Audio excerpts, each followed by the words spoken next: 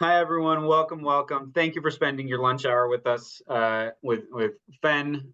We appreciate you spending a little bit of time. We're here over the lunch hour. If you're eating, more power to you. You can keep your camera off. We encourage you to be comfortable and cozy here. Just a little bit of housekeeping and introduction, and then we have not as much time today as usual. So we are going to rush through this so that we can hear from some very smart people. Welcome. For those of you who are new to FEN, we are the Financial Empowerment Network. This webinar is being recorded, much like all of our workshops you can find on our website, fenwa.org/events. Please take a minute to introduce yourself in the chat. If you want to activate closed captions, they are available. And while this will be a very fast session, we will get us out of here by noon 45. Please keep your questions flowing. Add your questions to the chat box or raise your hand as questions come up during the session. This is part 1 of 3. If you're watching this recording, you can still come to parts 2 and 3 later in July. But this is meant as sort of a 101 introduction to scams and frauds. Why is this not moving forward? So who are we? We are the Financial Empowerment Network. Our mission is to advance financial empowerment through partnerships. We are a hub of learners and also of sharers of expertise. Part of that work is connecting you with awesome people who you're going to hear from earlier or in a little bit. As well as sharing resources on our website. So while there are a number of amazing things that we're going to learn today, we encourage you to check out our website, fenwa.org/events, or our resources page, which I don't have memorized. But for more services, products, and resources on consumer protection and other topics related to financial health. While we have your attention, I do encourage everybody to take a minute to register for our upcoming workshop. This will be in August 20th, Building Bridges Between Banks and Communities, the Power of the CRA, the Community Reinvestment Act. Going to be some great learning there from some amazing partners. So after you come to parts 2 and 3 later in July, make sure that you are still in the FEN world in August, for August 20th for this amazing workshop. We have a lot of great things, like I mentioned, at fenwa.org. Please take a minute after this workshop, bounce around our resources, get connected with our coaching network, sign up for new workshops, look at the recordings of the previous workshops, and check out our resource pages and network directory. Oh, I needed to get through that fast because we have excellent people here, and I want them to have as much time with you as possible.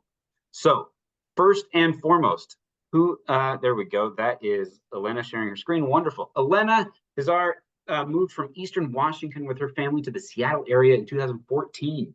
She has been with the Office of the Attorney General for 16 years of public service, helping both consumers and business owners learn their rights and responsibilities under the Consumer Protection Act.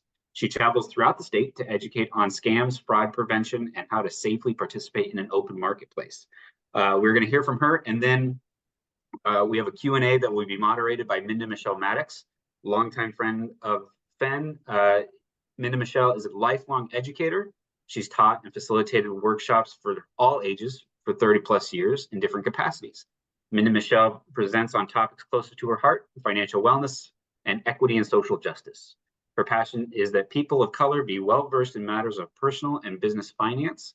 She collaborates with others to ensure that communities of color have the tools and resources to build generational wealth. I'm so excited to hear from Elena and then have a moderated conversation with Minda Michelle. I'm so excited because I get to learn with y'all. So Elena, please take it away. I'm excited to learn more. Thank you, Ryan, for hosting us today, Fen and Minda for being today's moderator. We appreciate you guys and the Attorney General loves partnering with so many community agencies. So thank you for the opportunity. So today's presentation is Scam 101. The ultimate goal, don't fall for it. Thank you so much for signing up today and allowing us to invade your lunch hour. Just a brief talk about consumer protection. I put up our mission up there on the screen so that you guys can take a look at what our mission is in CP, because the Office of the Attorney General does make every effort to provide excellent, independent, ethical legal services to the state of Washington and protecting the rights of its people. The way we do that in the Consumer Protection Division is we are composed of attorneys and professional staff. We enforce the Consumer Protection Act, which is 19.86 RCW, if anybody wants to look up that law, because it's making sure that we're keeping the marketplace free from unfair and deceptive practices. So that being said, let's jump into what is a scam. I am a also lifelong educator like my colleague Minda, and I like to have the definition of scams describe any fraudulent business or scheme that is trying to get something out of someone else and they don't realize it. That could be money, that could be goods, that could be personal information. And, especially during COVID, we have become more connected via the internet. So, of course, you can imagine online scams have increased significantly. Not only are you getting phone calls to your landline or cell phone, you're now getting text messages, emails, messages on your social media. We are out there so much more than ever before. So what do scammers want from you? Number one, they want your personally identifiable information. And what is this? Information that can be used on its own or with other information to identify, contact, or locate a single person. So the 5 numbers that you see on the screen are very unique numbers. They only belong to you if you have those. So you have your social security number, your financial account numbers, your driver's license or your state ID, your passport number if you have a passport, or that could also include in your driver's license your enhanced driver's license number, and then a permanent visa number if you have alien registration in the United States. Names, social security numbers, date of birth.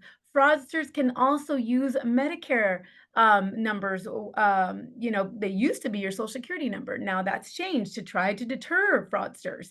But people will ask us all the time, they have my mailing address. Well, a mailing address is public information, but if you can pair that public information with these numbers that are unique and only belong to you, a scammer can identify you. So beyond all the things that we recommend, especially at the Attorney General's office, is please safeguard these numbers. This is your PII. We use initials all the time at the AGO, Attorney General's office. PII is unique to you. Please keep it safe. They also want your money. How do scammers like to get paid? Well, a scam isn't complete until the money has changed hands. So scammers do try to use all available methods to make it happen quickly and easily. So you need to pause and ask yourself, would an ordinary business or a government entity ask for money using any one of these payment methods? If someone calls you or communicates with you and they seek cash from you in any of these ways, because think about it, wire transfers, gift cards, money transfers, cryptocurrency. These are all versions of cash. It is like handing out money to someone directly. And then there's, of course, fake online marketplaces where it looks like you're going to buy something from a marketplace, but it's not even a real marketplace, because ultimately the scammer wants your money along with your PII. And then the last thing that they want from you is your trust. Scammers are driven by pure self-interest. A lot of people will say to us when they call our agents or they call me, do they even feel bad for doing this type of stuff? Do they feel bad for scamming people? The morals that stop the majority of us, everyone on this call, from routinely lying, cheating, stealing, they're oftentimes not of interest to fraudsters. They seek to gain your attention through the scam. They want the focus on them because it really is all about them. The best way to deal with a scammer is to completely ignore them. Scammers want things from others and they want to steal from you. If you ignore them, they don't get what you want because what they want, excuse me. To a scammer, you aren't really a person. You're an object. They're going to utilize you for their personal gain. And the only time that they feel bad, I'm going to let you in on a secret. The only time they feel bad is if their scam doesn't work or if you escape their clutches. They don't feel badly the way that we feel badly. A scammer will also attempt to groom their target by building a trusting relationship through regular contact. They'll attempt to convince their target that they are a friend or, in some cases, a romantic interest, a family member. So once they've successfully groomed their targeted person and gained their trust, they do attempt to alienate and isolate that person from friends, family, colleagues. So, because then at that point, it's also very common for that target to become a target for further scams. And they will pressure you to make a decision that they claim will be in your best interest, but you know, it is usually not because this form of coercion can take the form of a threat, or lead you to think that making this really quick decision is for your benefit. So ultimately, we tell you stop talking to the scammer. Instead, talk to someone that you trust. Because once you talk about a questionable situation out loud, it allows you to hear the scam. So, do your friends and family members think that there's something concerning about a situation that you may be in? You're going to be hearing this throughout the rest of the presentation. And we're going to tell you, hopefully, tools give you information on how you can avoid it. What does it look like? What does a scam look like? What do they want? How can you tell if it's a scam? So just dive right into it. How do scammers try to trick you? These are the 5 signs of a scam. We have worked very closely with a lot of other government agencies like the Department of Financial Institutions, the Federal Trade Commission, Social Security Administration, the Secretary of State in Washington. And we've all pretty much kind of whittled down the signs to hopefully give everyone a foundation of what to look for. When you think something sounds a little fishy, you might be dealing with a scammer, this could be a checklist for you. Unsolicited contact, emergency or urgent action needed, an unconventional payment method. They're requesting personal information, and then there is secrecy involved in their communication with you. One or more of these can be a sign of a scam. So I'm going to go through each one of these and give you some examples that hopefully can kind of maybe trigger something in your mind on a scenario that, I mean, we've all been reached out by a scammer. I can guarantee you that. If you've gotten a weird text message, like a package hasn't been able to been delivered to your home, scammer. Okay, unsolicited contact. How did they get to you? Unwanted phone calls, text messages. I also put in yellow right there in the center. How do you report a spammy text? You take a copy of that text, you send it to 7726, and it's going to report that spammy text to your cell phone provider as a spammy text. You can have this unsolicited contact come to you through junk and spam emails, pop-up browser windows, social media. If anybody would like, you can pop into the chat, like, things that you might have seen if you want to share or ways that you have been reached out to, just letting us know that you have seen stuff like this, because I guarantee you probably have, or someone who has. And there's that sense of urgency, right? Call now to activate your card, or there's a warrant out for your arrest, or an urgent action regarding your Facebook account, or in all honesty, any social media account. There's an action requested, confirm this activity. All of a sudden, you get that text message saying that your package can't be delivered. Were you waiting for a package? I know that sometimes I order things and I do forget. Like today, I'm waiting on some. I ordered personal information, guys. I ordered a bunch of dresses yesterday for my niece's wedding, and they're supposed to come today. And so I'm like constantly tracking my package. But track your package if you're waiting for a package. Or you get that phone call, your automobile warranty is about to expire. to recording. We've all heard it. For the longest time, we'd get people filing complaints against, what was her name? I want to say it was like Teresa or something. She was calling, Teresa keeps calling me. We'd get these complaints in our office about the automobile warranty about to expire. Uncommon payment methods. You're being told, buy a gift card to send this money, withdraw money, and go to a Bitcoin ATM. This is a limited time offer. Wire money now. Immediately transfer all funds from your account to this number before your card is blocked. So if you notice, each one of these has gift card, Bitcoin ATM, wire money now, transfer your funds. These are all ways to get your cash. They make it personal. Your account has been suspended. Verify your personal information. Then there's a link. Input your contact information to verify your identity because your account may be compromised. Action required. Please verify your bank account information to avoid a hold on your account. Click here to confirm, and then there's a link. How many of us want to avoid our account being suspended, being held, being, taken away from you in some way? Again, that sense of urgency, that unsolicited contact. They're asking you to make an action. They're making it personal because they want your personal information. The last one, we've detected suspicious activity on your email account. Log in at, and then there's a link to update your account preferences and protect your information. Aren't they just being so helpful? And then the last one, that making it secret. Oops, sorry about that. I skipped it. I went too far. There we go. Only say what I tell you to say. Don't trust anyone. Don't tell anyone. I'm going to tell you guys a very quick story because we do have about 10 minutes left, but there was a person who participated at one of our events earlier this year for National Consumer Protection Week, and she was actually contacted by what she thought was the Federal Trade Commission. They reached out to her and told her there was some suspicious activity going on. They stayed on the phone with her for over 3 hours while she went to her bank and said, don't tell anybody, say what I'm going to say, don't trust them. The bank is not in for your benefit, we're the FTC, so follow what we're saying.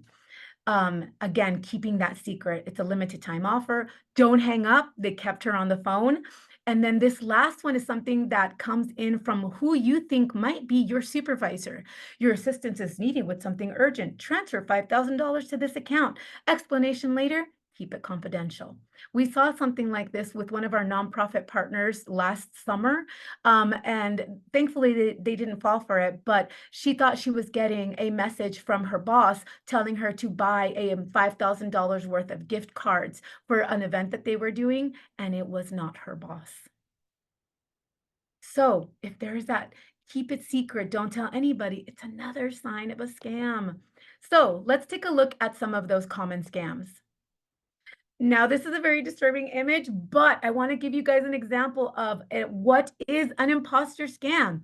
In this scam, the fraudster impersonates someone you trust to convince you to send them money or to get you to do something on your behalf. Who could it be? Isn't there a song from the 80s? Who could it be now?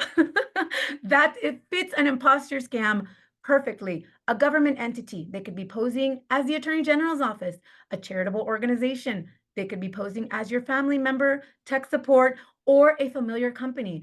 We have been seeing quite often that people think Puget Sound Energy is reaching out to them and is going to cut off their electricity service, when in actuality, it is not Puget Sound Energy.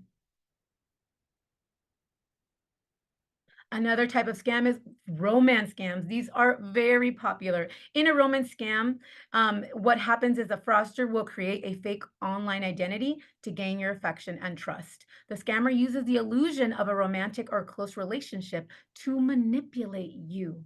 Millions of people turn to online dating apps or social networking sites to meet someone, but instead of finding romance, they may find a scammer trying to trick them into sending money.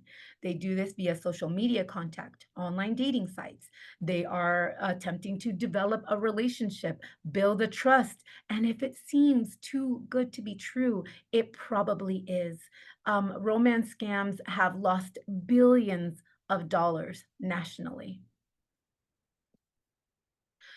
Another one that we see are home improvement scams. These scams can take on a variety of illegal and unethical business practices. The fraudster can be any kind of contractor who was hired to work on a residential property. They're also known as home repair scams, contractor fraud, home renovation fraud, and these practices, unfortunately, are fairly common. So, some of the signs that we encourage people to look out for, not just our agency, but also Department of Labor and Industry. If an unmarked vehicle comes to your home, there is no business ID. They claim that there's a special price today only. They want the cash up front. There is no written estimate, there is no contract, and they can't provide you any references. But then they say, we have leftover material from a job we did a couple of blocks over. You may not know them, they're your neighbors or pretty close by, but we have a bunch of stuff left over and we could give you a great deal. I don't know about you guys, but I don't know if I would wanna work with somebody that has a bunch of stuff. That's like when you put something together and you have some missing screws, it's just like, it just gives a bad feeling. And then another, type of scam that we see quite often is advanced fee fraud.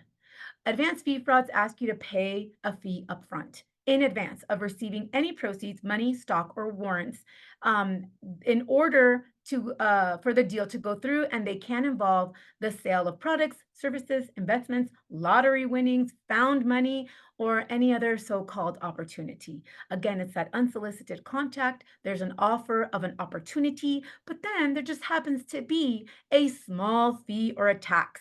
And they take that money and run, and then sometimes they come back again. So it is one of the most common type of frauds or a confidence trick. It involves promising the target a significant share of a large sum of money, but you only have to pay a really small fee up front. But you're going to end up getting this larger opportunity. And so if they do make a payment, then they either invent a series of further fees for you to pay, or they'll simply disappear.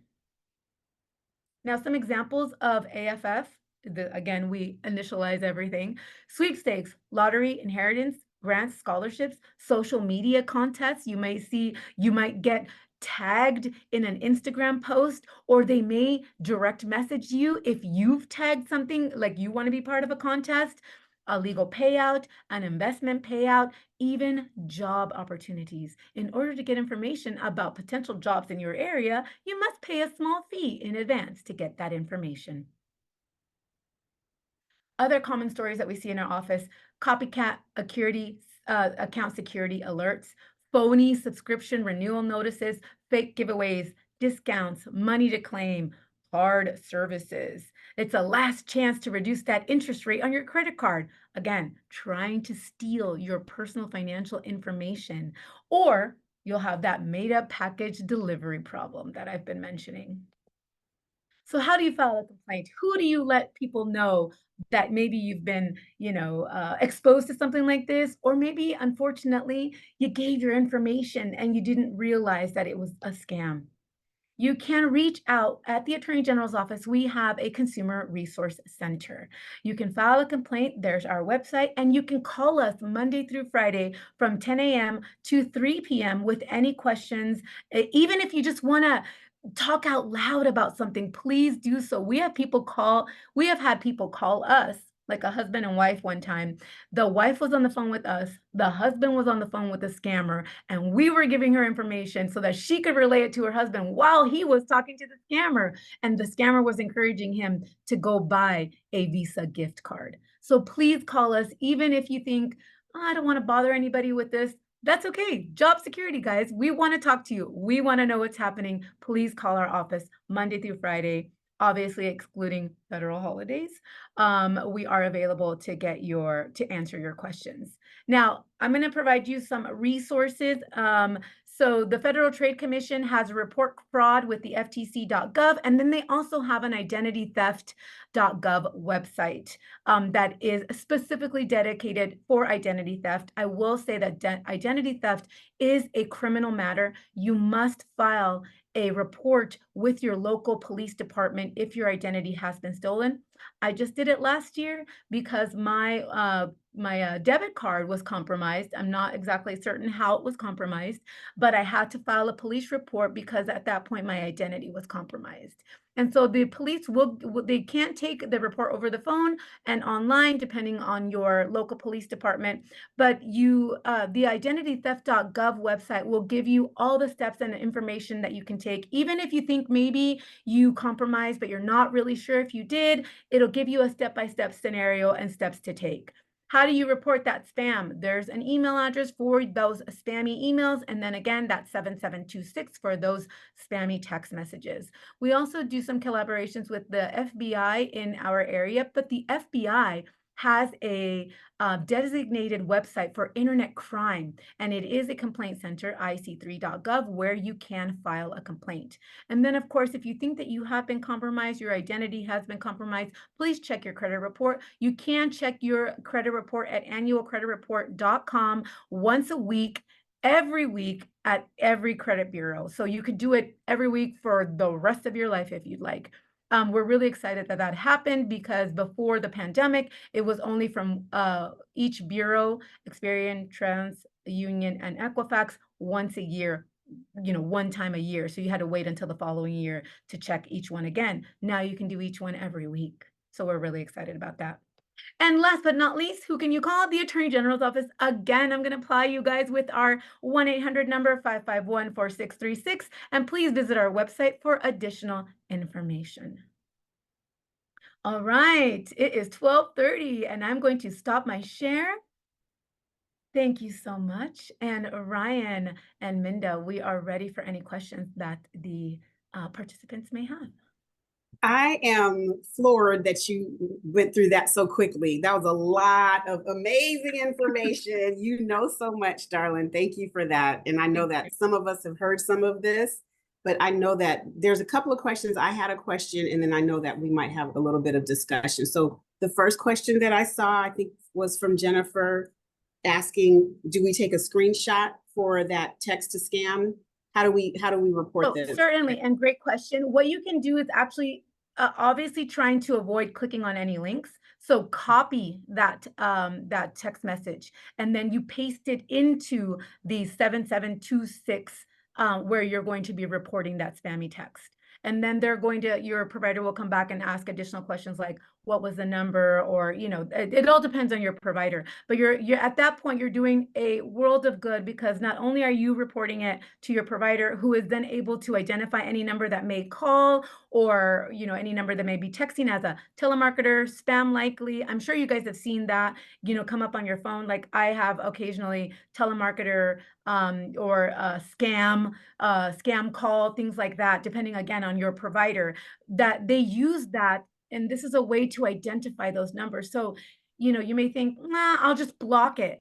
If you report it, just take a couple of additional steps. It does really help your provider, yourself, and then everybody else that is within your provider network, realize that they may be dealing with some scammy.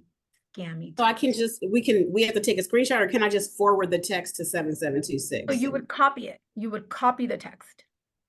Oh, okay. Okay. Great. Thank you. Thank you. And then Amy has a question. She's asking if you can repeat the information about checking our credit scores more than once a year. You want to put that slide? It wasn't a credit score. It's your credit report. So what happens with a lot of times, the credit bureaus will ask about, the credit bureaus do charge to check your credit score. And through annual credit report, it is your credit report. And so you are reviewing what is in your credit report. You can check it and see if anything has come up, within a week's time, something's been reported. That way you're able to dispute whatever is on your credit report. So that's something that might be affecting you. It might be affecting your credit score, or, they may have just erroneous information for you. For the longest time, one of the credit bureaus had my mother and I shared the same name. She was Elena Huizar. I was Elena Huizar. They didn't add the junior to my part, but they had me married to my dad for many, many years. So I had to dispute that once I checked my credit report. So they may have erroneous information, and just keeping on top of it will also help you. You won't be getting your credit score directly, but you will be getting information that is affecting your credit score. And then that way you're able to dispute it if necessary. Great question. So kind of to piggyback on that, when I do these workshops, especially with young people who are starting to have a credit history, what I tell them is do the annualcreditreport.com. And what I've been advising, and I need you to tell me if I should not do this because you're the expert. What I've been saying is do so that we don't have to do all 3 credit reports once a year, even though they're all recording a little bit differently. What I encourage them to do is every 4 months, get a credit report from one of the agencies. So like, what are we in? July, let's do Experian. In 4 months, let's do TransUnion. In 4 months, so that we're getting, instead of once a year, we're getting at least 1 credit report. Well, Minda, it no longer applies. The once a year no longer applies. You can check every single one of them every week. Oh, I see. I teach this and I didn't know that. Yeah.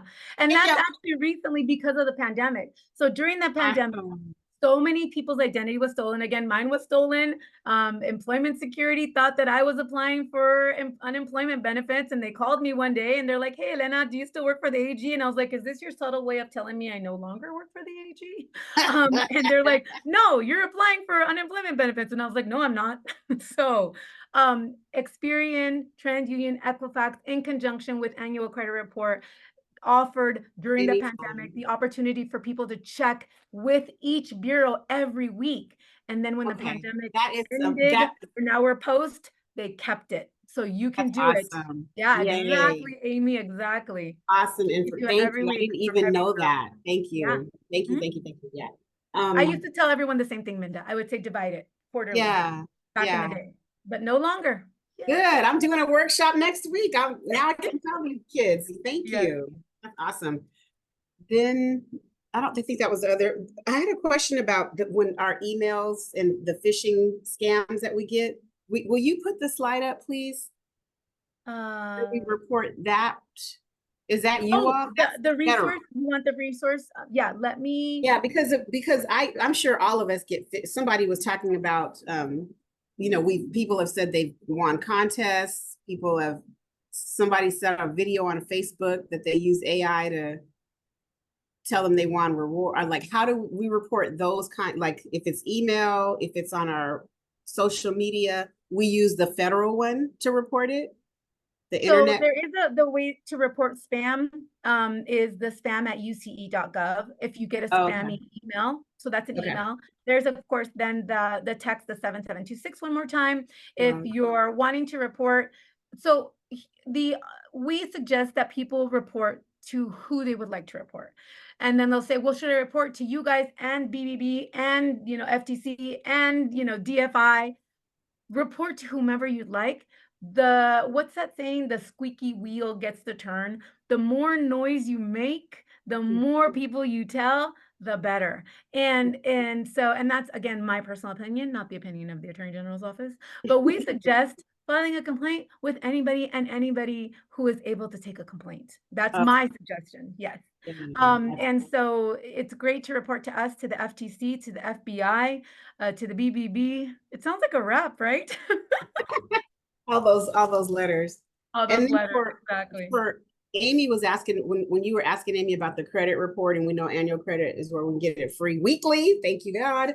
But also, if we want our credit score, if for a fee, we can go to MyFICO. It's not free, but if you want the actual score, MyFICO. But a lot of us also, and I'm sure you say this, Elena, a lot of us have credit cards, and our credit card companies will offer to that's one of the perks. To monitor, and then we can get our credit score from those monitoring services. Exactly. The monitors that they're doing. And then also my credit union does it for me as well. Yeah. Awesome. Any look at you at finishing at 12:38. All that. And I talked so much, you guys. I was very scared that I wasn't going to be able to do this for you. She was scared. Ryan was very trusting. Fen was very trusting. Oh, here, Amy put a great question in the chat. Can minors file reports, or do they need to go through an adult parent or guardian? So we do encourage, so there is some information. If you go to identitytheft.gov, there is information regarding how to review a child's identity or credit report, right? Because a lot of times a child does not realize that their identity has been compromised until they're 18 and trying to get their own credit, trying to buy a car, trying to get a grant or a scholarship or apply for an apartment. There is information. The FTC has a great brochure on child identity theft and how a parent can go about checking that information, or even a young adult, to figure out how they can get that information on their own. But yes, we encourage people to review their credit. That's great awesome. questions. Anybody else? Should I stop sharing, or is it still? Do I people don't know. still? You can stop sharing, I think. I don't know if anybody wants to. Any other questions for? I had one and it just left my mind because my brain's 53. Or even comments. I forgot to say that I wanted to encourage, if people wanted to share that they experienced like an advanced fee fraud, or they know someone. When I gave the examples of and I even started here on but I was so in the groove. Throwing an example in the chat if you wanted to, or even now, if you want to, just kind of speak up and say, here's something that we saw. Here's a text message that I've gotten. You gave, Minda, yesterday we were in our discussion, you gave an example of something that you've heard in your neighborhood. Somebody mentioned somebody stating that there was a person calling in distress and they're calling random numbers. And so, I mean, the attempt to separate us from our money is hardcore. I mean, they're doing, and they get really creative. yes, Like exactly. I saw that, and I have a Nextdoor app, that Nextdoor app where people tell what's going on in their neighborhoods. And someone posted that they had just received a phone call from a frantic young woman saying they got robbed, and I'm borrowing this man's phone. He's letting me call you. Will you help me? And when my neighbor started questioning, the guy got on the phone and was trying to convince the neighbor, she's in distress. She wanted me to call you. But when the neighbor kept questioning, they just hung up on her. Right. And so she put that in the app, which I thought, wow, I've not seen that one. Yeah. And there's all kinds of, I just had a friend post this morning, if you got a friend request from me, it's not me. I didn't make a new account. And so people's social media accounts are still being cloned. My own social media account was cloned not that long ago. I reported it. I mean, I think I had 3 in my name, and only one of them used my previous social media picture. But we encourage people, just really safeguard your information, especially if you do decide to be on social media.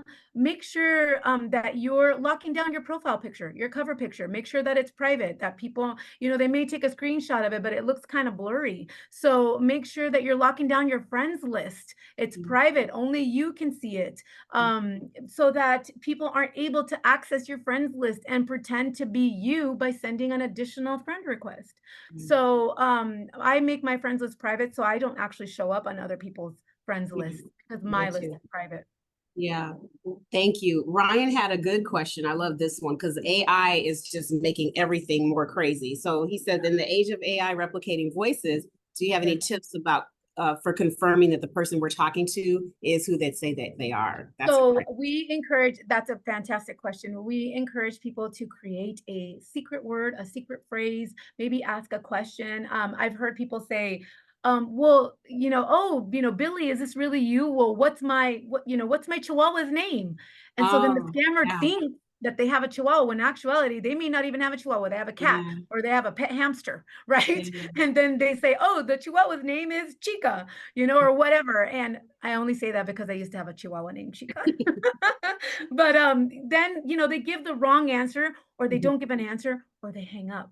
So create that connection with maybe a secret word, a question that you can ask that that only your family members would know.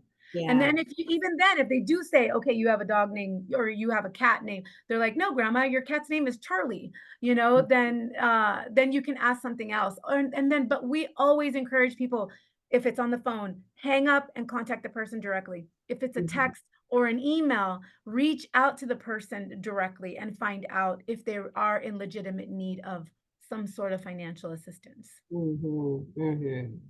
That's awesome. Thank you so much. Look at this, 2 minutes left. I love it. Yay, we want it to be so So Very timely.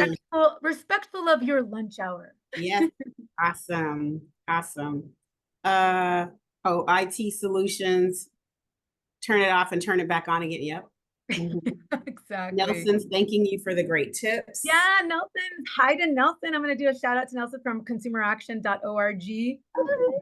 I've been inviting Nelson to all of the Fen stuff. Consumer action.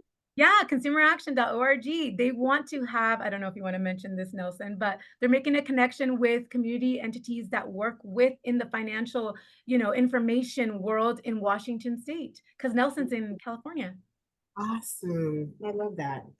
Love that. And I attend all of his webinars and sessions. I'm going to have to start attending all of his webinars Yes. and sessions. Yes. Nelson, can you drop your info in the chat, please, sir? All right, Ryan, we're at 1 minute, dude. Yay. You want to close this out? I'm so proud of y'all. I would never worry. Thank you. No, of course not. Thank you to Elena and Michelle for for sharing some wisdom with us, answering our questions. If you have further questions for Elena and Michelle, their emails are on our website. If you go to fenwa.org/events, you can click the drop-down menu or the drop-down accordion, I think they're called, for the Fraud and Consumer Protection Workshop Series. That is also where the slides will be available. I'm actually needing to update that as soon as this event is over. Please, everyone, mark your calendars to come back next week. We will be talking about how scams target different generations and what that might mean depending on what generation we might be in and what generations we serve as practitioners. And then the week after that, we will be talking about scams in fintech. So we'll be going in even further in depth into the world of the 21st century and the ways that scammers want to get your money through technology. So Brian, very quickly, Lynn had a quick question about asking if this information is available in other languages. I do offer, so our office does presentations in Spanish, but then if someone wants to file a complaint with our office, we are available to take complaints in up to 18 languages through our translation service. Ooh, look at that. Good questions. All right. I will encourage everyone one more time to take our survey on your way out. Zoom should remind you to take it when you close down the window. But from all of us here at FEN and the AGO and Washington State Employees Credit Union, where Minda Michelle is gainfully employed, I want to thank everyone for spending their lunch hour with us. I'm going to sign us off. But if you want to stick around and chat for a little bit, I won't close down the meeting quite yet. Cheers, everybody.